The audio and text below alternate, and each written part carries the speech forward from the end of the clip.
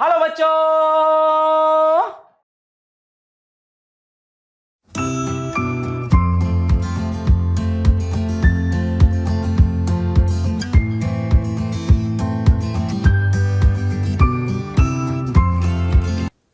अरे चचा, ये नौटंकी बंद कीजिए। मेरी क्लास में बिल्कुल नहीं चलने वाला है। मैं बच्चों को पढ़ाने आया हूं, मुझे पढ़ाने दीजिए। और सुनो मेरी बात, यहां से उठकर चले जाइए। खेल चाहे ताश का हो या जिंदगी का हो, खेल चाहे ताश का हो या जिंदगी का हो, इक्का तभी निकालना चाहिए जब सामने वाला बादशाह हो। जी हाँ, आपके लिए कीमती टाइम स्टार्ट हो चुका है। इस टाइम में आपको पूरे एफर्ट्स अपनी पढ़ाई में लगा देने चाहिए। पूरा टाइम आपको डिवोट करना चाहिए अपनी पढ़ाई को। मुझे लगता है काफी स्टूडेंट्स ऐसा कर भी रहे होंगे, उनको जल्द ही इसका बेनिफिट नजर आने लग जाएगा। और जो ऐसा नहीं कर रहे हैं उनसे मेरी रिक्वेस्ट है, ऐसा करना स्टार्ट कर दें। आपके अंदर भी जरूरी बदलाव आएगा।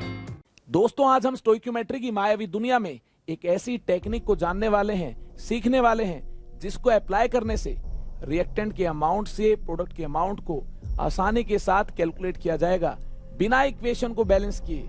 जी हाँ, ऐसी बेहतरीन टेक्निक आज मुझे आपसे डिस्कस करनी है। और साथ में मैं ये भी आपको बताना चाहता हूँ, आज के सेशन में मैंने काफी इंपॉर्टेंट क्वेश्चंस को इंक्लूड किया है, जो कि NEET, JEE Mains, JEE Advanced की प्रीवियस ईयर क्वेश्चंस है। तो उन क्वेश्चंस को जानने के लिए, एग्जाम पैटर्न को जानने के लिए आइए मेरे साथ बने रहें। किस टाइप के टेम्परामेंट की एग्जाम में रिक्वायरमेंट होती है, ये भी आपको इन क्वेश्चंस को अटेम्प्ट करने के बाद पता चल पाएगा। देखिए, टॉपिक का नाम क्या है? POAC, principle of atom conservation. इस टेक्निक से ही इक्वेशन को बिना बैलेंस किए हम रिएक्टेंट के अमाउंट से प्रोडक्ट के अमाउंट को कैलकुलेट कर पाएंगे। पीओएसी क्या है? POAC is conservation of mass. Atoms are conserved, then number of moles shall also be conserved in a chemical reaction। जी हाँ, मास कंजर्व होता है। एटम्स को ना ही क्रिएट किया जा सकता है, ना ही डिस्ट्रॉय किया जा सकता है। मास कंजर्व है, नंबर कंजर्व है, तो नंबर ऑफ मोल्स भी क्या होंगे? कंजर्व होंगे। देखिए किस प्रकार से हम एटम कंजर्वेशन को यहां पर अप्लाई करेंगे और बात कर पाएंगे रिएक्टेंट के अमाउंट की कंपैरिजन की। किस प्रकार से रिएक्टेंट के अमाउंट को प्रोडक्ट के अमाउंट से कंपेयर किया जाए, यानी रिएक्टेंट के अमाउंट से प्रोडक्ट के अमाउंट को कैलकुलेट किया जाए, या प्रोडक्ट के अमाउंट से रिएक्टेंट के अमाउंट को कैलकुलेट किया जाए। दोनों ही काम हम कर सकते हैं। इसके लिए टेक्निक को जानना काफी इंपॉर्टेंट है। एक बेहतरीन एग्जांपल से इसको हम जानेंगे, पहचानेंगे, अंडरस्टैंड करेंगे। देखिए, हमारे पास एग्जांपल है KClO3। KClO3 gives us KCl plus O2। देखिए, जितने potassium atoms left side starting में रहे होंगे, उतने ही पोटासियम एटम्स राइट साइड मिलेंगे रिएक्शन होने के बाद। क्लियर है बात? तो इस प्रकार से हम एटम्स के नंबर को कंजर्व कर देंगे। एटम्स के नंबर को कंजर्व करने से हम यहां पर रिएक्टेंट के अमाउंट से प्रोडक्ट के अमाउंट को रिलेट कर पाएंगे।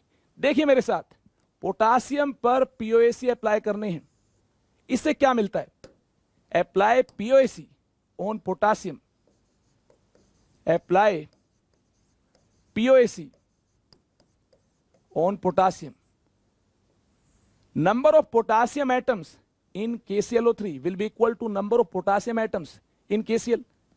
अगर पोटासियम एटम्स का नंबर इक्वल होगा left hand side and right hand side, atoms को ना ही क्रिएट किया जा सकता है, ना ही डिस्ट्रॉय किया जा सकता है। जितने एटम स्टार्टिंग में रहे होंगे, उतने ही एटम तो रिएक्शन होने के बाद में आपको राइट साइड मिलेंगे, प्रोडक्ट साइड मिलेंगे। क्लियर है बात? एटम्स की रीअरेंजमेंट ही तो होती है रिएक्शन में। ना ही एटम को बनाया जा सकता है, ना ही एटम को तहस नहस किया जा सकता है। यानी हमें क्या करना होगा? हमें एटम के नंबर की कंजर्वेशन यहां अप्लाई करनी होगी। कैसे? Number of moles of potassium in KClO3 will be equal to number of moles of potassium in KCl। Clear है बात? देखिए, KClO3 के नंबर ऑफ मोल से पोटासियम के नंबर ऑफ मोल्स को कैसे इंडिकेट किया जाए? अगर हमारे पास KClO3 के number of moles n KClO3 है स्टार्टिंग में, रिएक्शन के बाद KCl के number of mole n KCl है, रिएक्शन होने के बाद O2 के नंबर ऑफ मोल्स NO2 है। देखिए इनको कैसे रिलेट किया जा सकता है। अगर KClO3 के number of moles n KClO3 है तो इसमें पोटासियम के नंबर ऑफ मोल्स क्या होंगे? 1 KClO3 में 1 पोटासियम, जितने KClO3 के नंबर ऑफ मोल्स होंगे उतने ही पोटासियम के नंबर ऑफ मोल्स होंगे। 1 into number of moles of KClO3 he potassium के नंबर ऑफ मोल्स होंगे। अरे ये पॉइंट क्लियर हुआ कि नहीं हुआ? एक KClO3 में एक पोटासियम, तो जितने KClO3 होंगे उतने ही तो पोटासियम होंगे। अगर n मोल्स KClO3 के हैं, n KClO3 है, तो पोटासियम के मोल्स क्या होंगे? 1 into n KClO3 number of moles of KClO3 होंगे। क्लियर है बात?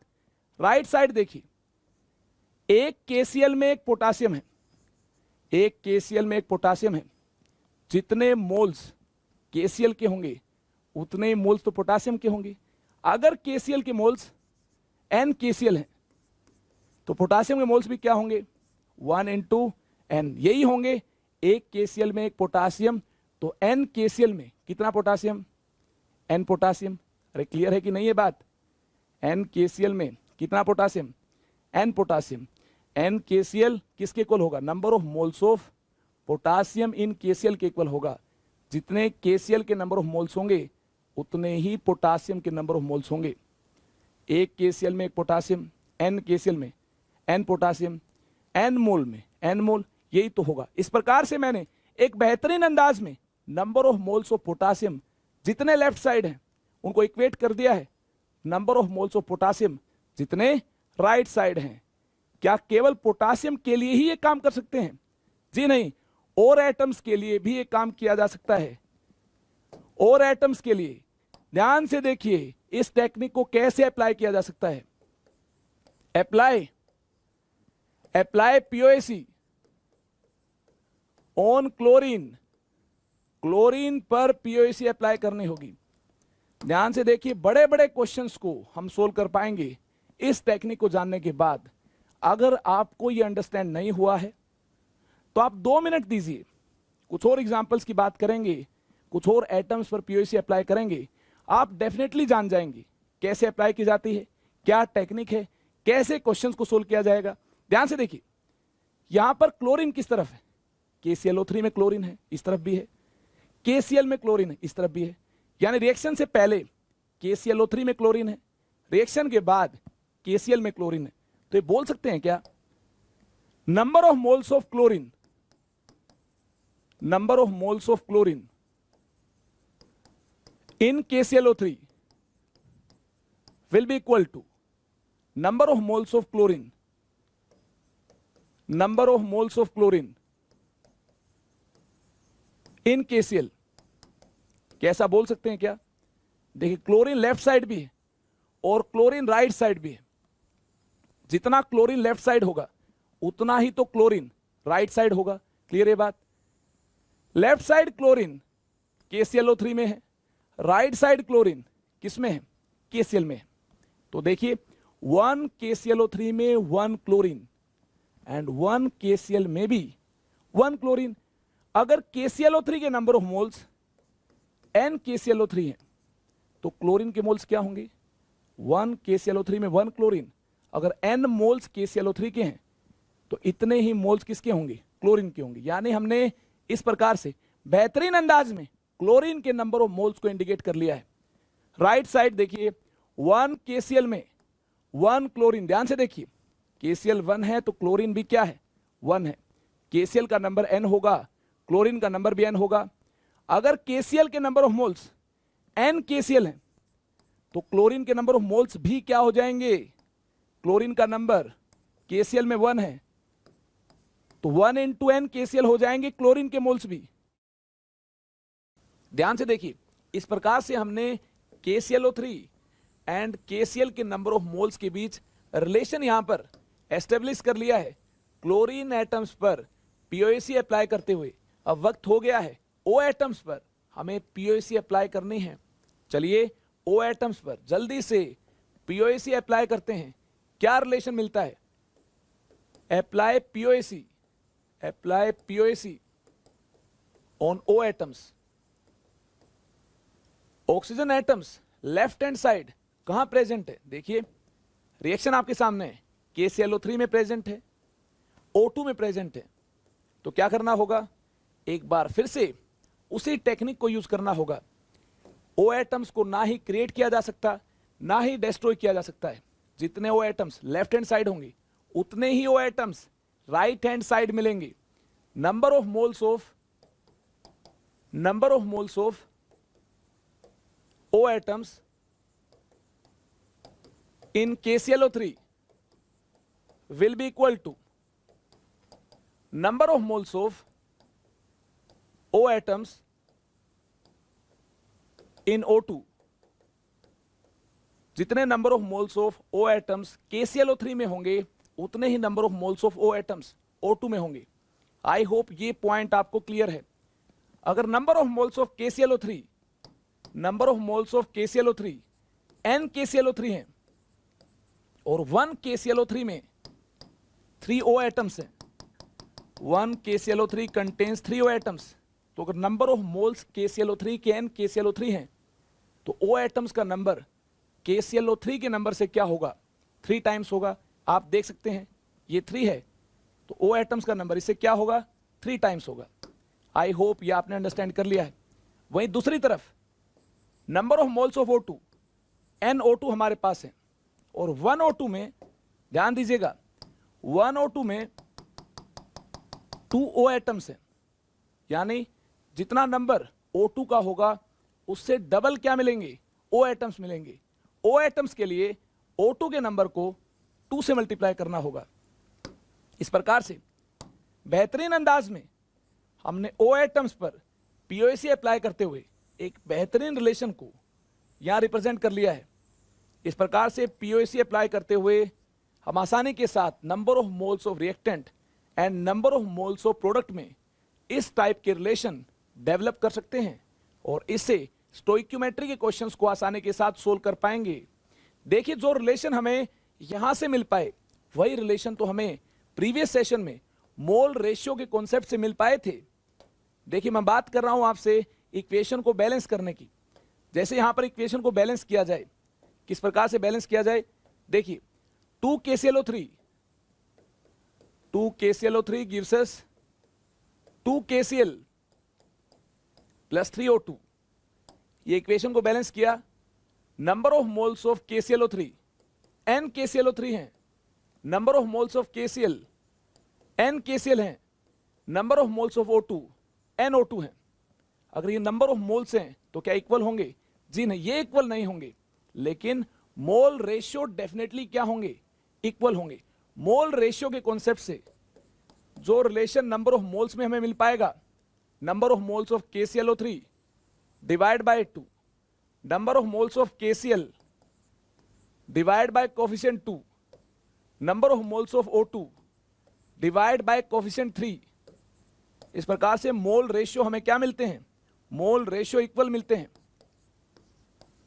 जो रिलेशन मोल रेशियो के कॉन्सेप्ट से नंबर ऑफ मोल्स के बीच हमें मिल पाएगा वही रिलेशन हमें मिल पाया है POAC के कॉन्सेप्ट को अप्लाई करने से, यानी प्रिंसिपल ऑफ एटम कंजर्वेशन को अप्लाई करने से। आप देख सकते हैं n KClO3 n KCl का रिलेशन क्या है? 2 से 2 कैंसिल हो जाएगा, ये रिलेशन है। n KClO3 is equal to n KCl। Clear है बात? अब देखिए n KClO3 एंड NO2 का रिलेशन क्या है? इसको 3 से मल्टीप्लाई करना होगा। ध्यान से देखिए, इसको मल्टीप्लाई करना होगा 3 से और इसको मल्टीप्लाई करना होगा 2 से। तो क्या रिलेशन मिलता है? यहां से भी वही रिलेशन मिलता है जो हमें POAC के कॉन्सेप्ट से मिल पाया है, यानी इक्वेशन को बैलेंस करने से भी हमें वही रिलेशन मिलता है जो इक्वेशन को बिना बैलेंस किए हमने डेवलप कर लिया है। यानी हमारे पास एक बेहतरीन टेक्निक है जिसे काफ़ी कम टाइम में हम number of moles of reactant and number of moles of product के बीच एक रिलेशन बना पाएंगे और इससे उनकी क्वांटिटीज़ को कैलकुलेट करना ज़्यादा आसान रहेगा। यहाँ देखिए 3 मल्टीप्लाई होगा इसके साथ, 3 इंटू n KClO3 किसके इक्वल है? 2 इंटू 2 मल्टीप्लाई होगा इसके साथ 2 इंटू NO2 के इक्वल है। और देखिए ये रिलेशन हमें यहां से मिल पाया था पीओएसी के कॉन्सेप्ट से। देखिए पीओएसी के कॉन्सेप्ट में और ज्यादा महारत हासिल करने के लिए और कॉन्फिडेंस पाने के लिए एक और एग्जांपल देखते हैं, ताकि एप्लीकेशन पार्ट में ज्यादा अच्छे से हम रिएक्टेंट के number of moles and product के नंबर ऑफ मोल्स में आसानी के साथ रिलेशन बना पाए। P4 plus O2 gives us P4O6 plus P4O10। ये केमिकल रिएक्शन आपके सामने है। एक बार हमें फॉस्फोरस पर पीओएसी अप्लाई करनी है, दूसरी बार हमें ऑक्सीजन पर पीओएसी अप्लाई करनी है। चलिए सबसे पहले फॉस्फोरस पर पीओएसी अप्लाई करते हैं। Apply POAC on P atoms. P atoms पर हमें पीओएसी अप्लाई करनी है। तो देखिए जितने पी एटम्स P4 में होंगे उतने ही P atoms P4O6 plus P4O10 में होंगे। यानी पी एटम्स राइट साइड दो जगह हैं, यहां भी हैं एंड यहां भी हैं। तो दोनों के ही कंट्रीब्यूशन को हमें कंसीडर करने की जरूरत है। क्या करेंगे? Number of moles of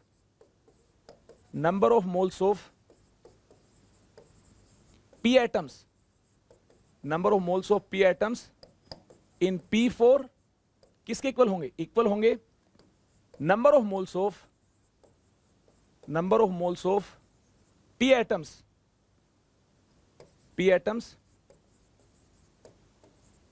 in P4O6 plus number of moles of P atoms in P4O10। P atoms दो जगह प्रेजेंट है, तो दोनों जगह से पी एटम्स का हमें कंट्रीब्यूशन लेना होगा। देखिए P4 के नंबर ऑफ मोल्स NP4 हैं, तो पी एटम्स के नंबर ऑफ मोल्स क्या होंगे? देखिए 4 टाइम्स होंगे, 4 से मल्टीप्लाई करना होगा। देखिए अगर नंबर ऑफ मोल्स P4O6 के NP4O6 हैं, तो देखिए यहां number of atoms of P4 हैं 1 P4O6 में, तो किससे मल्टीप्लाई करना होगा? 4 से मल्टीप्लाई करना होगा। 1 P4O6 में 4 पी एटम्स हैं, जितने इसके नंबर ऑफ मोल्स होंगे इसके 4 टाइम्स पी एटम्स के क्या होंगे? नंबर ऑफ मोल्स होंगे। ऐसे ही अगर नंबर ऑफ मोल्स P4O10 के NP4O10 हैं, तो देखिए जितने P4O10 के नंबर ऑफ मोल्स होंगे इसके कितने टाइम्स पी एटम्स के मोल्स होंगे? देखिए 4 टाइम्स होंगे। 1 P4O10 में 4 पी प्रेजेंट है, 1 में 4 प्रेजेंट है, तो N में कितने प्रेजेंट होंगे? N इंटू 4 प्रेजेंट होंगे। P को ना ही डिस्ट्रॉय किया जा सकता है ना ही क्रिएट किया जा सकता है। जितने पी एटम्स यहां होंगे उतने ही पी एटम्स यहां प्लस यहां होंगे। इस प्रकार से हमने बेहतरीन अंदाज में पी एटम्स पर पीओएसी अप्लाई कर ली है। आई होप ये आपने भी अंडरस्टैंड कर लिया होगा और आपने भी आसानी के साथ पीओएसी अप्लाई कर ली होगी। किस पर? पी एटम्स पर। क्या हम किसी और टाइप के एटम पर पीओएसी अप्लाई कर सकते हैं? आइए बात करते हैं इसकी। बिल्कुल कर सकते हैं। ओ एटम्स पर भी की जा सकती है। जी हां, ओ एटम्स पर पीओएसी अप्लाई करने का, apply POAC on O atoms. देखिए किस प्रकार से पीओएसी हमें अप्लाई करने हैं, इसकी बारीकी से बात करें। Apply POAC on O atoms. जितने O atoms left hand side होंगे उतने ही O atoms right hand side होंगे। Left hand side O atoms O2 में होंगे, right hand side O atoms किस में होंगे? P4O6 प्लस P4O10 में होंगे। दोनों से ही ओ एटम्स के कंट्रीब्यूशन की बात करनी होगी, कंट्रीब्यूशन हमें लेना होगा और वहां से मिलने वाले ओ एटम्स को ऐड कर देंगे। देखिए number of moles of O atoms, number of moles of O atoms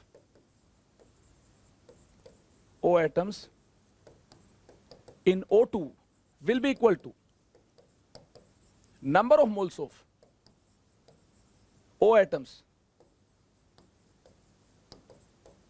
in P4O6 plus number of moles of O atoms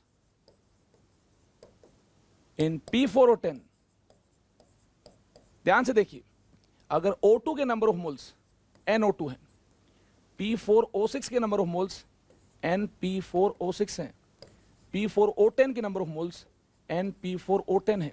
देखिए O एटम्स पर POAC अप्लाई करने पर कैसे हमें इनके बीच क्या रिलेशन मिलेगा, इसकी हमें बात करनी है। देखिए 1O2 में 2O एटम्स हैं, तो जो नंबर होगा O2 का उससे डबल O एटम्स होंगे, यानी number of moles of O2 NO2 है, तो O एटम्स के नंबर ऑफ मोल्स क्या होंगे, इनटू 2 होंगे। क्लियर है बात? एंड लेफ्ट हैंड साइड इतने ही आपके पास क्या होंगे, O एटम्स होंगे। आई होप ये आपने काफी बारीकी से अंडरस्टैंड किया होगा।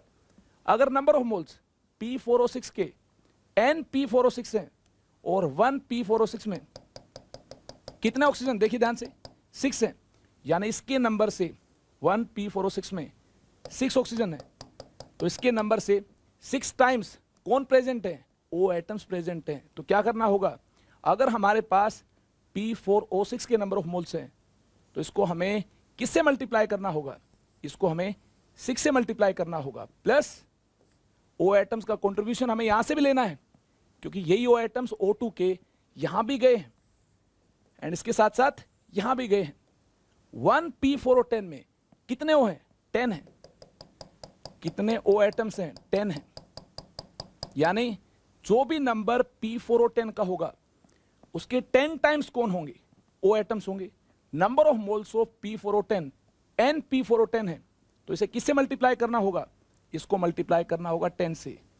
इस प्रकार से एक बेहतरीन तरीके से हमने number of moles of O atoms को left hand side and right hand side equal बना लिया है। और इस रिलेशन को यूज करते हुए स्टोइकियोमेट्री की दुनिया में कैसा भी क्वेश्चन हो, जी हां, कैसा भी क्वेश्चन हो, POAC अप्लाई करते हुए आसानी के साथ सोल्व कर पाएंगे। इसका एक प्रमाण देखिए, आप ध्यान से देखिए। अगर आप POAC की और ज्यादा प्रैक्टिस करना चाहते हैं तो एक बेहतरीन क्वेश्चन आपके सामने है। 27.6 gram of K2CO3 was treated with series of reagent so as to convert all of its carbon into K2ZN3 FeCN6 twice। देखिए ये कंपाउंड बनेगा अगर K2CO3 को काफी सारे रिएजेंट के साथ रिएक्ट किया जाए, इसमें से कुछ बाहर चला जाएगा, कुछ ऐड हो जाएगा। ऐसे काफी ज्यादा सीक्वेंशियल रिएक्शंस के बाद हम देखिए क्या देखेंगे, हम देखेंगे K2ZN3 FeCN6 ट्वाइस ये प्रोडक्ट बन पाया होगा। अगर ये प्रोडक्ट बन पाया है तो इसका वेट क्या होगा, इसकी हमें बात करनी है। इस क्वेश्चन में एक हिंट छिपा हुआ है कि हमें POAC कार्बन पर ही अप्लाई करनी है। ये दिया हुआ है सभी कार्बन एटम्स यहां से यहां माइग्रेट हो जाएंगे, यानी सभी कार्बन एटम्स इस प्रकार से कन्वर्ट होंगे कि जितने कार्बन K2CO3 में हैं उतने ही कार्बन किस में पाए जाएंगे, K2ZN3 FeCN6 ट्वाइस में मिलेंगे। अब आपको ये कंफ्यूजन नहीं होनी चाहिए, यहाँ तो 6 2 12 है, यहाँ 1 ही है। आप बैलेंस कर लेंगे तो इस तरफ भी कार्बन कितने हो जाएंगे, 12 ही हो जाएंगे। इसकी टेंशन नहीं लेनी है। यहाँ पर ये दिया हुआ है कार्बन वेस्ट नहीं होगा, किसी रिएजेंट के साथ कंबाइन होकर अलग नहीं होगा कार्बन। जितना कार्बन यहाँ है ये पूरा कार्बन इसमें कन्वर्ट हो चुका है, यानी POAC अप्लाई करनी है। तो यहाँ पर सबसे ज्यादा रिलायबल एटम कौन सा है, कार्बन है। कार्बन पर ही POAC अप्लाई करनी होगी। अगर हमें फाइनल आंसर तक पहुंचना है, अप्लाई POAC ऑन कार्बन। देखिए कार्बन पर POAC किस प्रकार से अप्लाई की जा सकती है।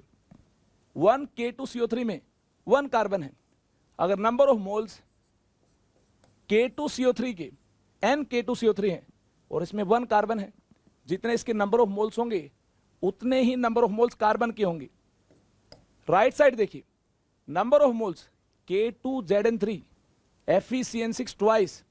जी हां, इसमें कार्बन के नंबर ऑफ मोल्स कितने हैं, एक K2ZN3 FeCN6 ट्वाइस में 12 कार्बन है। अगर K2ZN3 FeCN6 इसके नंबर ऑफ मोल्स ये है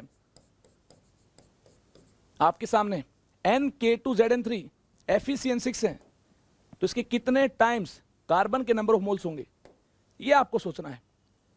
अगर 1 है तो 12 कार्बन है, तो अगर ये N है तो कितने टाइम्स इसके कार्बन के नंबर ऑफ मोल्स होंगे, 12 टाइम्स होंगे, तो इसको 12 से मल्टीप्लाई करना होगा। इस प्रकार से number of moles of K2CO3 and number of moles of K2ZN3 FeCN6 whole twice के बीच हमारे पास एक बेहतरीन रिलेशन आ जाएगा। अगर आपने इसको अंडरस्टैंड कर लिया है तो आगे चल सकते हैं। देखिए यहाँ 1 K2CO3 में 1 कार्बन है, जितना नंबर होगा K2CO3 का उतने ही कार्बन एटम्स होंगे। क्लियर है बात? यहाँ देखिए 1 K2ZN3 FeCN6 twice, FeCN6 twice में 12 कार्बन है, 6 यहाँ से इंटू 2 12 कार्बन है, तो जितना नंबर इसका होगा इसके 12 टाइम्स कौन होंगे, कार्बन होंगे। इसलिए इसको 12 से मल्टीप्लाई किया गया है। एक मॉलिक्यूल में 12 है तो 12 से मल्टीप्लाई किया, उतने ही कार्बन मिल गए। यहाँ एक मॉलिक्यूल में एक कार्बन है तो इतना ही नंबर होगा कार्बन का। आई होप ये आपने बिल्कुल अच्छे से अंडरस्टैंड कर लिया है। आगे चलते हैं। आगे हमें क्या करना होगा, देखिए आगे हमें मास कैलकुलेट करना है। किसका मास कैलकुलेट करना है? हमें मास प्रोडक्ट यानी K2ZN3 FeCN6 ट्वाइस, इसका मास कैलकुलेट करना है। तो देखिए इसके मास को कैसे कैलकुलेट किया जा सकता है। हमारे पास अभी क्या रिलेशन है? अभी हमारे पास रिलेशन ये है, NK2CO3 into 1 is equal to NK2ZN3 FeCN6 twice into 12। ये रिलेशन हमारे पास है। अगर हमें इस प्रोडक्ट का मास कैलकुलेट करना है तो कैसे इस प्रोडक्ट का मास कैलकुलेट किया जा सकता है? इसके लिए हमें नंबर ऑफ मोल्स को इस प्रकार से रिप्रेजेंट करना होगा, number of moles is equal to mass divided by molar मास।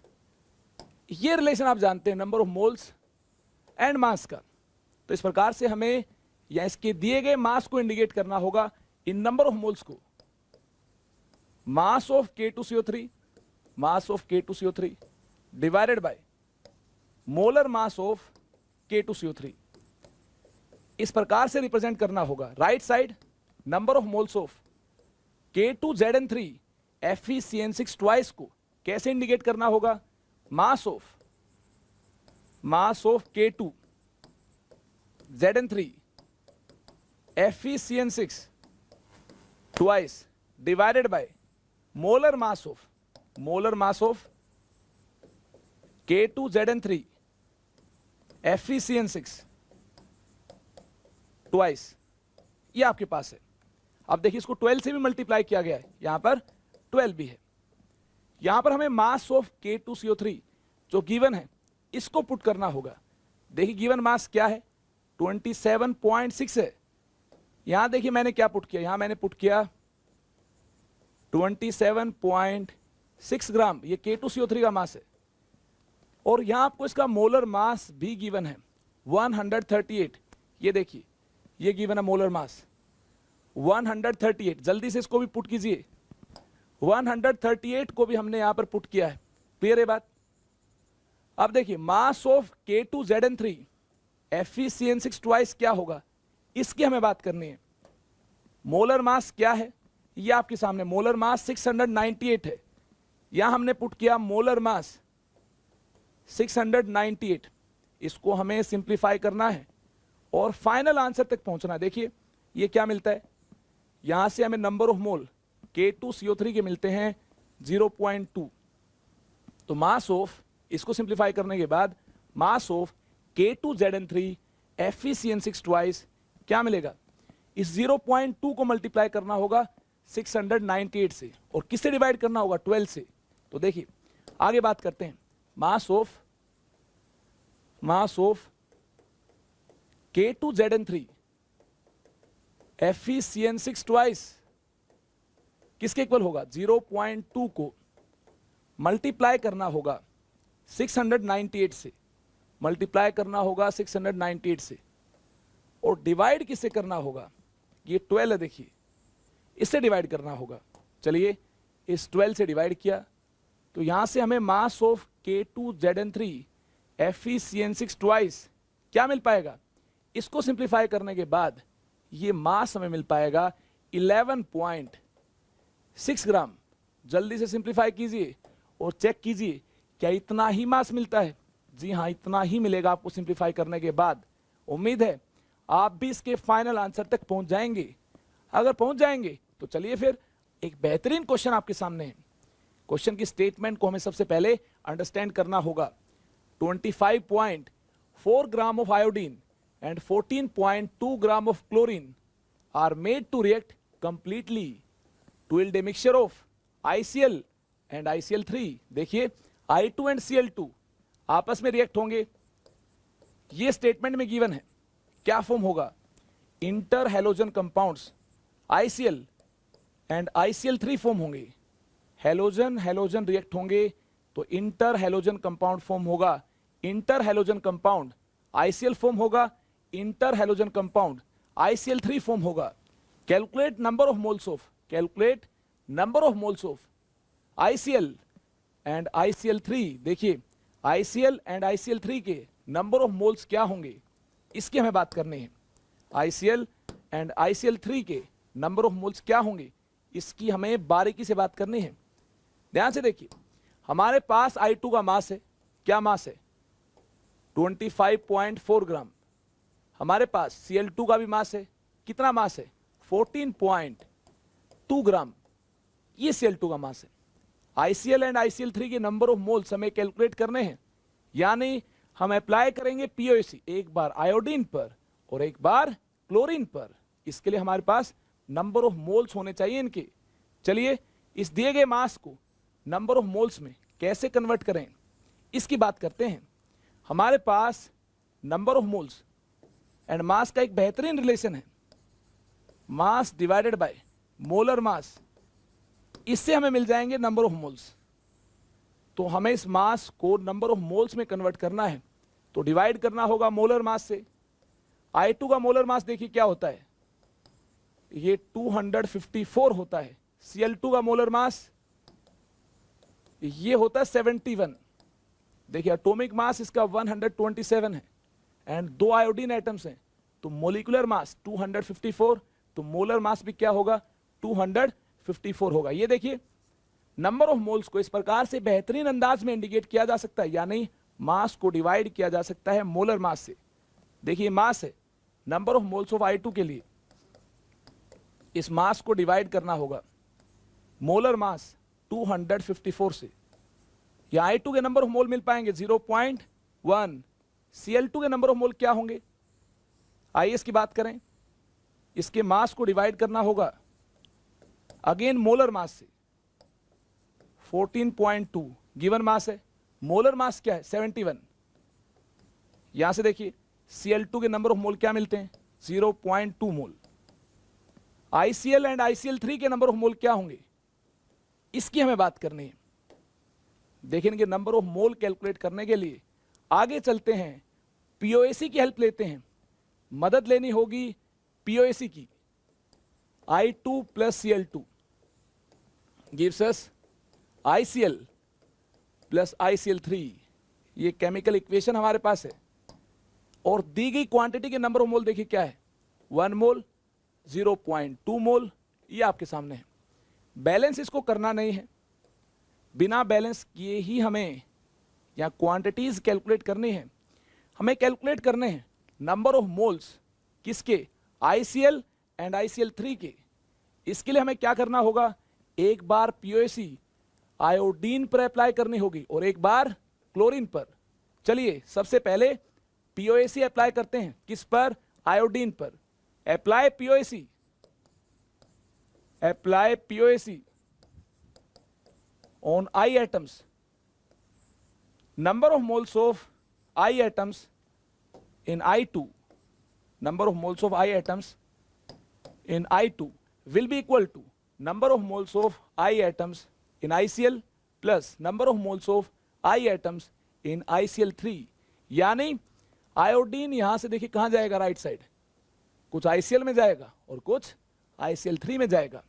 अगर I2 के नंबर ऑफ मोल्स NI2 है और ICL के नंबर ऑफ मोल NICL है, ICl3 के नंबर ऑफ मोल्स NICL3 है, तो देखिए क्या रिलेशन होगा। आइए बात करें लेफ्ट साइड, आयोडीन एटम्स का नंबर क्या होगा। अगर number of moles iodine molecules के Ni2 हैं, तो 1 मॉलिक्यूल में 2I एटम्स हैं, तो number of moles of molecules को किससे मल्टीप्लाई करना होगा, 2 से मल्टीप्लाई करना होगा। इतने मोल्स होंगे लेफ्ट साइड आयोडीन एटम्स की। अगर हमारे पास आयोडीन के नंबर ऑफ मोल्स हैं, तो हमें 2 से मल्टीप्लाई करने के बाद आसानी के साथ क्या मिल जाएंगी, हमें आसानी के साथ आयोडीन एटम्स के नंबर ऑफ मोल्स मिल जाएंगे। राइट साइड देखिए, आयोडीन 2 जगह गया है, ICl एंड ICl3 में। अगर ICl के नंबर ऑफ मोल NiCl है, तो 1 ICl में 1 आयोडीन, जितने ICl के नंबर ऑफ मोल्स होंगे उतने ही आयोडीन के नंबर ऑफ मोल्स होंगे, यानी इंटू 1 करना होगा। प्लस ये देखिए यहां पर जितने नंबर ऑफ मोल्स ICl3 के होंगे उतने ही number of moles iodine atoms के भी होंगे। 1 ICl3 में 1 आयोडीन, तो किससे मल्टीप्लाई करना होगा, 1 से मल्टीप्लाई करना होगा। जितने ICl3 के नंबर ऑफ मोल्स होंगे उतने ही आयोडीन एटम्स के नंबर ऑफ मोल्स होंगे। और number of moles iodine atoms के ICl में होंगे, ICl3 में होंगे, इन दोनों से ही आयोडीन एटम्स के जितने नंबर ऑफ मोल्स मिलते हैं उनको हमें ऐड करना होगा।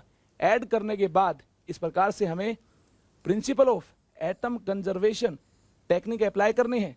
जितने लेफ्ट हैंड साइड हमें number of atoms of iodine मिलते हैं उतने ही राइट हैंड साइड मिलते हैं। चलिए आगे बात करते हैं। या 0.1 मोल I2 के हैं, तो 0.1 into 2 is equal to NiCl into 1 plus NiCl3 into 1। ये हमें फर्स्ट इक्वेशन मिलती है। फर्स्ट इक्वेशन आपके सामने है। इसके बाद क्लोरीन पर हमें POAC अप्लाई करनी होगी और एक और इक्वेशन यहां पर डिड्यूस करनी होगी। आइए क्लोरीन पर POAC अप्लाई करें। Apply POAC on chlorine. Chlorine पर POAC अप्लाई करने हैं। देखिए क्लोरीन पर POAC अप्लाई करने से क्या मिलता है, number of moles of Cl2। अगर NCl2 है तो कितने मोल्स होंगे क्लोरीन एटम्स की, इसको 2 से मल्टीप्लाई करना होगा। 1 Cl2 में 2 क्लोरीन एटम्स हैं, तो जितने मोल्स Cl2 के होंगे उसको 2 से मल्टीप्लाई करने के बाद क्लोरीन एटम्स के हमें क्या मिल जाएंगे, नंबर ऑफ मोल्स मिल जाएंगे। देखिए 2 से मल्टीप्लाई किया, ध्यान से देखिए 1 Cl2 में 2 क्लोरीन एटम्स हैं, तो अगर Cl2 का नंबर NCl2 है तो क्लोरीन एटम्स का नंबर क्या होगा, जस्ट डबल होगा। अगर इसके मोल्स N है तो क्लोरीन एटम्स के नंबर ऑफ मोल्स क्या होंगे, N इंटू 2 होंगे। ठीक इसी प्रकार से यहां देखिए राइट साइड, अगर ICl के नंबर ऑफ मोल्स NiCl है तो 1 ICl में 1 क्लोरीन है, तो ICl के नंबर ऑफ मोल्स जितने होंगे उतने ही क्लोरीन एटम्स के नंबर ऑफ मोल्स होंगे। क्लियर है बात। प्लस और क्लोरीन कहां प्रेजेंट है, ICl3 में प्रेजेंट है। जितने नंबर ऑफ मोल्स ICl3 के होंगे इसे मल्टीप्लाई करना होगा 3 से। 1 ICl3 में कितने क्लोरीन एटम्स हैं, 3 हैं, तो नंबर ऑफ मोल्स होंगे ICl3 के, इसको 3 से मल्टीप्लाई करने के बाद क्लोरीन एटम्स के नंबर ऑफ मोल्स मिल जाएंगे। और एक बेहतरीन रिलेशन आपको मिल जाएगा। यहां पर देखिए हमें क्या पुट करने होंगे, number of moles of Cl2 0.2। यहां से देखिए क्या इक्वेशन मिलती है, 0.4 is equal to NiCl plus 3 into NiCl3। ये इक्वेशन कौन सी, इक्वेशन 2 है। इक्वेशन 1 एंड इक्वेशन 2 को सोल्व करना होगा, यानी हमें 2 - 1 करना होगा, तो आसानी के साथ सोल्व कर पाएंगे।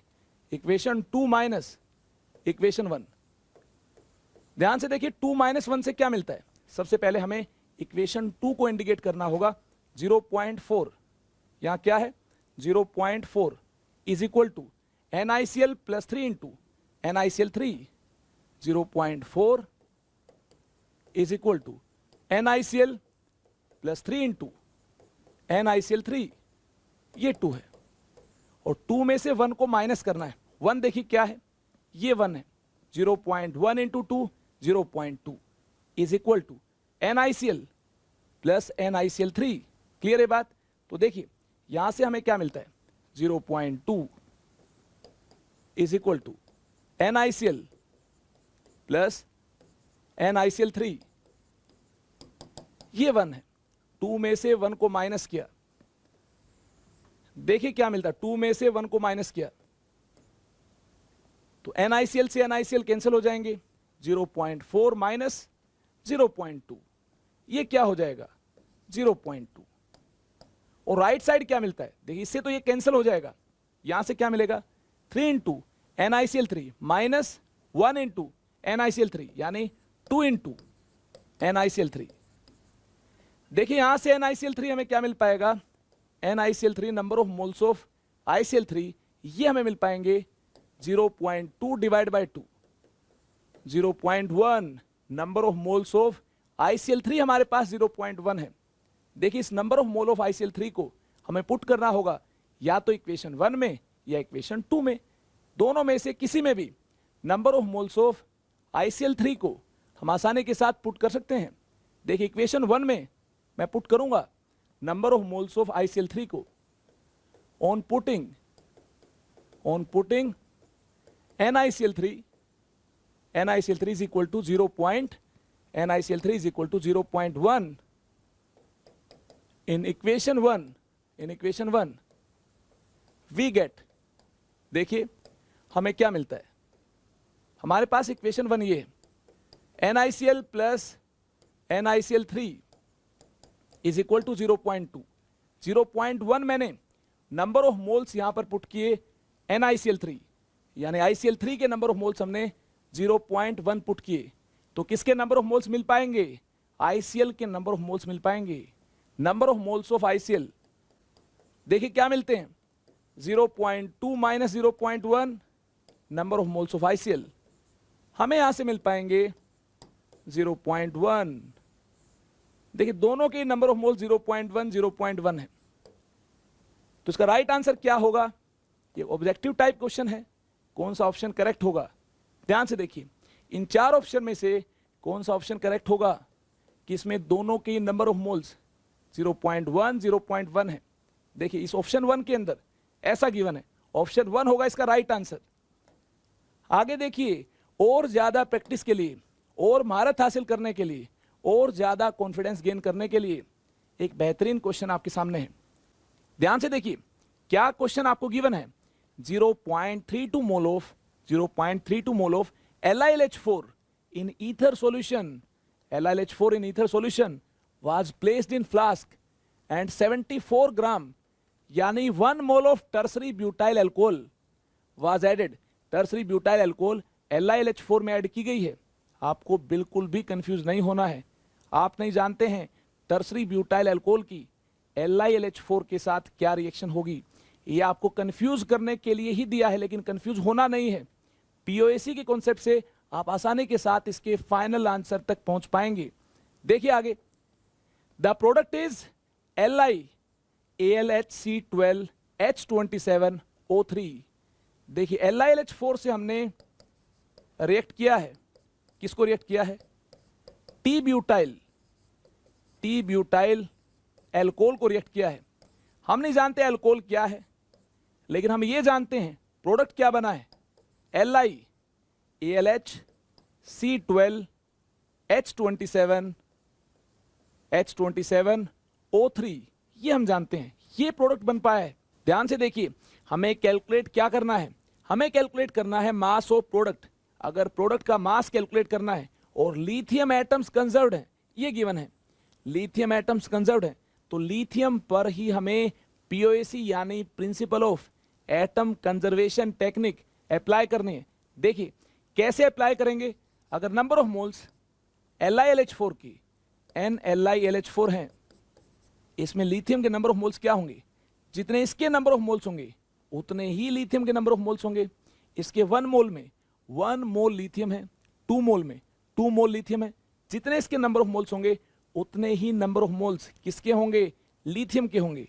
यानी लिथियम के नंबर ऑफ मोल्स के लिए हमें इसको 1 से ही मल्टीप्लाई करना होगा। इसमें कितने लिथियम है, 1 है। राइट साइड देखिए, इस प्रोडक्ट के नंबर ऑफ मोल्स मान लेते हैं NLiAlHC12H27O3, इतने नंबर ऑफ मोल्स होंगे। तो देखिए लिथियम के नंबर ऑफ मोल्स क्या होंगे, इसके 1 मोल में 1 मोल ही लिथियम है, यानी जितने इसके नंबर ऑफ मोल्स होंगे उतने ही लिथियम के नंबर ऑफ मोल्स होंगे, इनटू 1 करना होगा। और इसके बाद गिवन मास बाय मोलर मास, इसे अप्लाई करना होगा। गिवन मास बाय मोलर मास, अगर आपको मास कैलकुलेट करना है, गिवन मास बाय मोलर मास, इसको हमें अप्लाई करना होगा तो आसानी के साथ मास मिल जाएगा।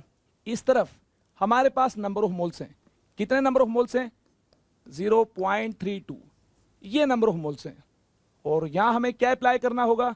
Given mass by molar mass, ये फॉर्मूला होता है, लेकिन यहां पर मास गिवन नहीं है, तो हम अप्लाई करेंगे मास बाय मोलर मास। मास को कैलकुलेट कर पाएंगे, यहां पुट करना होगा मास divided by molar mass.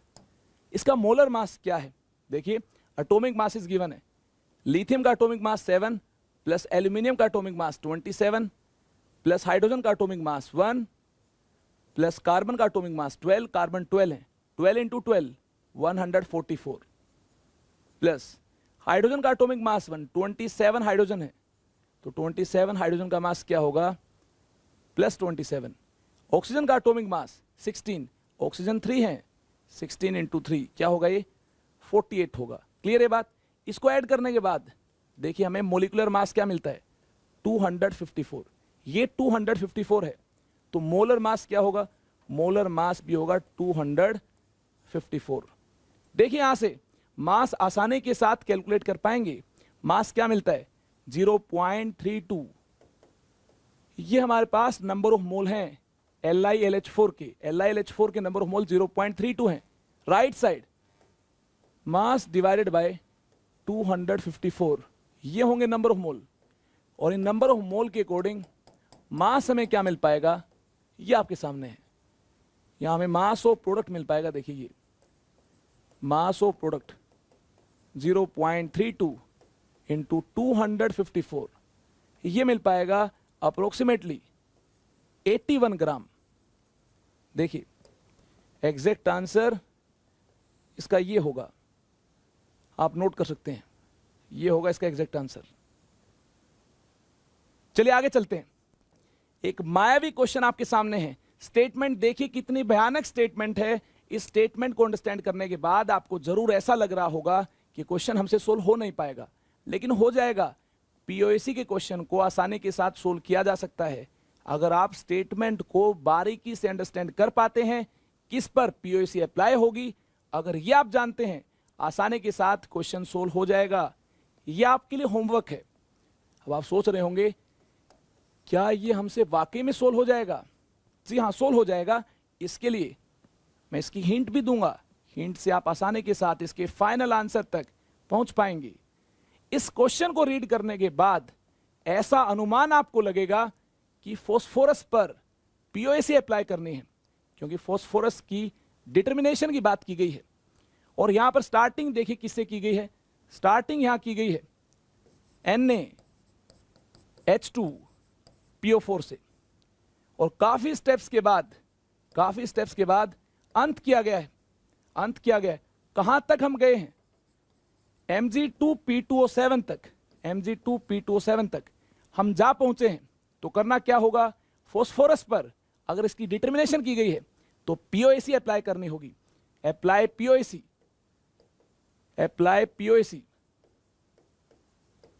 On phosphorus. Statement को रीड करना, आपको यही पता चलेगा। यहां से स्टार्ट किया है चलना और यहां तक पहुंचे हैं, तो हमें करना क्या होगा? फास्फोरस पर पीओएसी अप्लाई करनी होगी। फास्फोरस की ही डिटर्मिनेशन है, फास्फोरस वेस्ट नहीं होगा। जितना स्टार्टिंग में है उतना ही लास्ट में होगा। जितने नंबर ऑफ मोल्स, ध्यान से सुनना, जितने नंबर ऑफ मोल्स NaH2PO4 के हैं, ध्यान से देखिए, जितने नंबर ऑफ मोल्स NaH2PO4 के हैं उतने ही नंबर ऑफ मोल्स फास्फोरस के होंगे। यहां पर 1 फास्फोरस है, इनटू 1। क्लियर है बात? राइट साइड जितने नंबर ऑफ मोल्स, ध्यान दीजिएगा, राइट साइड जितने नंबर ऑफ मोल्स Mg2P2O7 के हैं, राइट साइड जितने नंबर ऑफ मोल्स Mg2P2O7 के हैं, इसके जस्ट डबल किसके नंबर ऑफ मोल्स होंगे? फास्फोरस के होंगे। एक Mg2P2O7 में 2 फास्फोरस हैं। अगर नंबर ऑफ मोल्स Mg2P2O7 के n है तो फास्फोरस एटम्स के नंबर ऑफ मोल्स क्या होंगे? डबल होंगे, इनटू 2 होंगे। Number of moles of phosphorus जितने लेफ्ट हैंड साइड होंगे उतने ही तो राइट हैंड साइड होंगे। इसी टेक्निक को तो बोलते हैं प्रिंसिपल ऑफ एटम कंजर्वेशन। इसको अप्लाई करने से आप फाइनल आंसर तक आसानी के साथ पहुंच पाएंगे। देखिए फाइनली हमें कैलकुलेट क्या करना है, कैलकुलेट करना हमें मास NaH2PO4 का, और मास हमें Mg2P2O7 का गिवन है। तो देखिए फाइनली क्या करना होगा, फाइनली हमें नंबर ऑफ मोल्स को इस प्रकार से रिप्रेजेंट करना होगा, mass of NaH2PO4 divided by molar mass of NaH2PO4, और इन नंबर ऑफ मोल्स को ऐसे रिप्रेजेंट करना होगा, mass of Mg2P2O7 divided by molar mass of Mg2P2O7, और इसको 2 से तो मल्टीप्लाई करना होगा ही। यहां 2 फॉस्फोरस है 1 मॉलिक्यूल में, तो 2 से मल्टीप्लाई करेंगे फॉस्फोरस के नंबर ऑफ मोल्स को इंडिकेट करने के लिए। जी हां, इसको 2 से मल्टीप्लाई करना होगा, और इनको इक्वेट करने के बाद यहां पर हमें क्या पुट करना होगा, 2 2 2 इतना ही मास गिवन है क्या, नहीं 2.22 गिवन है, यहां 2.22 गिवन है, और यहां पुट कर देंगे इसका मोलर मास। कैलकुलेट कीजिए क्या होगा, इसका मोलर मास यहां पुट करेंगे, यहां से क्या मिल पाएगा, आसानी के साथ यहां से मिल पाएगा हमें मास ऑफ NaH2PO4। ये हिंट मैंने आपको दी है, और ये इसका फाइनल आंसर आपको मिल पाएगा। ये देखिए, ये होगा इसका फाइनल आंसर, ध्यान से देखिए। इस प्रकार से हमने POAC के कॉन्सेप्ट को बिल्कुल बेहतरीन अंदाज में फिनिश कर लिया है। आई होप आपको भी POAC का पूरा कॉन्सेप्ट क्लियर है। आगे हमें गैस से रिलेटेड डील करना है और बारीक बारीक बातें जाननी है। गैस की वॉल्यूम से दूसरी गैस की वॉल्यूम को कैसे रिलेट कर सकते हैं, अगर ये गैसेज आपस में रिएक्ट होती हैं या फिर गैसियस प्रोडक्ट फॉर्म होगा तो हम इन वॉल्यूम्स को कैसे रिलेट कर पाएंगे। इसकी पूरी माया को जानने के लिए हमारी मुलाकात होगी अब नेक्स्ट सेशन में। Thank you very much, stay connected with me, bye bye, take care. ऐसे ही हंसते रहिए, मुस्कुराते रहिए और खूब सारी मेहनत करते रहिए। Bye bye. पढ़ाई करते रहें। All the very best.